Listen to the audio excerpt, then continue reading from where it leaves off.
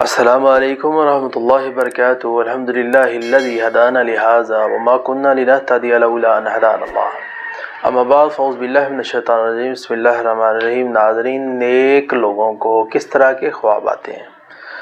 رسول اللہ صلی اللہ علیہ وسلم نے فرمایا سچا خواب سچے دل والے انسان کو آتا ہے۔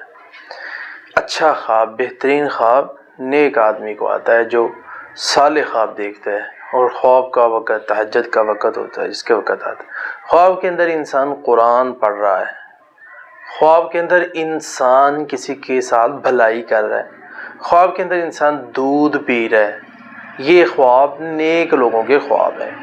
اس طرح خواب کے اندر انسان ماں باپ کی خدمت کر رہا ہے، خواب کے اندر انسان جو ہے وہ کسی کے ساتھ نرمی اور محبت کا برتاؤ کر رہا ہے، تو یہ جو خواب ہے یہ بہترین خواب ہے۔